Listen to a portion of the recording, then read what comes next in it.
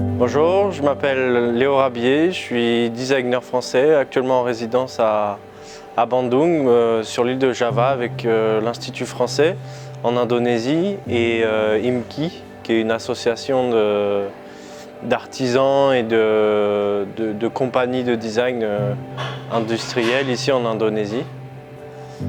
Donc avec Ibnou dans la forêt, vraiment on a pu découvrir, enfin moi j'ai pu découvrir vraiment une végétation très profonde, très intense, des cascades, des murs végétaux, vraiment c'était dans la montagne. Donc je me suis rempli de cette énergie-là et pour forger une lame donc avec Ibnou et son équipe de Forge in the Road. Et ça a été le début de mon inspiration et de comment j'allais pouvoir essayer de retranscrire à la fois toute cette végétation, cette nature toujours présente, et puis ces notions que j'ai commencé à aborder avec Ibnou, avec Adi, pendant des discussions donc, dans la forêt, sur les énergies, la spiritualité, les sens, le sens que pouvaient avoir certaines choses dans la culture indonésienne, sundanaise en particulier, parce que Bandung, c'est donc dans la culture sundanaise.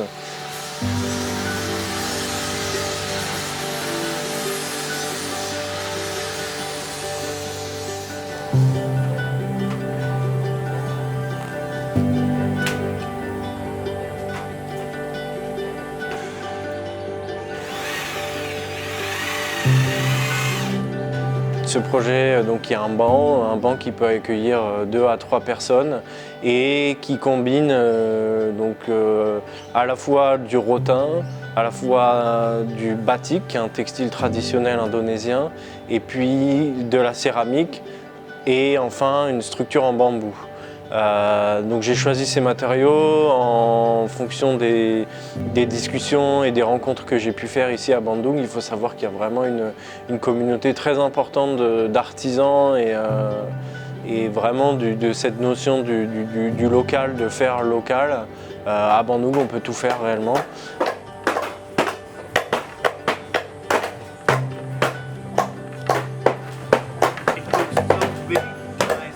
Donc ce banc, oui, qui reprend en fait la forme d'un toit, Rumah Kasepuhan Cirebon, qui est vraiment le toit typique ici à Bandung, que j'ai retourné. Donc on voit la forme en rotin, en fait ce n'est autre que ce toit-là à l'envers. Et donc il y a cette idée, j'ai développé cette idée que on pouvait s'asseoir sur le toit en fait. On allait vraiment faire descendre d'un niveau le toit et puis mettre tous ces matériaux, tout ce sens, toutes ces significations sur un même palier, un même niveau. Et donc c'est comme ça qu'est né ce banc. Et alors j'ai choisi comme nom Tunggal. Tunggal dans la langue bahasa indonésien. Tunggal c'est qui fait un, en fait c'est ne faire qu'un. La devise du pays c'est Bhinneka Tunggal Ika, qui veut dire en fait l'unité dans la diversité.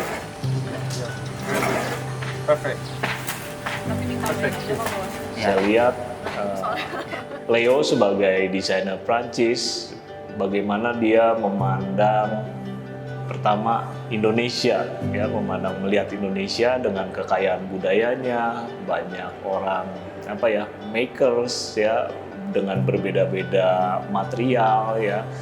Nah, dia mencoba menyerap semua itu dan dia coba memilih dan mengawinkan ya, dan kebetulan salah satunya adalah di studio saya sendiri.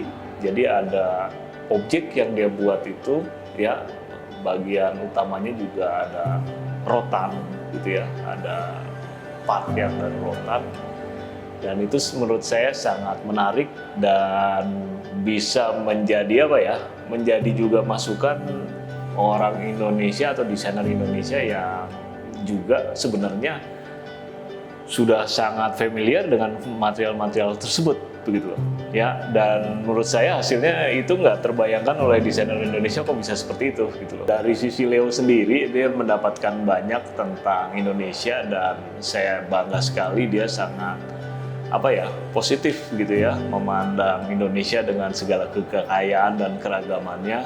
ekspektasi saya, harapan saya bisa terus terjalin kerjasama antara Bandung ya dalam hal ini Pusat Penelitian Produk Budaya dan Lingkungan ITB dengan HIMKI dan IVI terus terjalin kerjasama dan terus terjadi pertukaran experience dan knowledge gitu loh antar desainernya gitu, dan ini bisa sama-sama membangun di kedua belah pihak menurut saya. Karena ini membuka wawasan untuk para pelaku usaha kria di Jawa Barat, khususnya di Kota Bandung, dan juga dengan adanya Leo kami juga jadi kita mempunyai wawasan desain yang baru yang sesuai dengan pasar Eropa, khususnya Perancis. Yang paling menarik itu memang bench itu, bangku itu, karena penggabungan material dengan material rotan, bambu, keramik, dan batik. Ini memang tidak terpikirkan oleh kami semua, tapi pas kita lihat desainnya lalu kita sambut baik dan ternyata memang hasilnya juga mengesankan.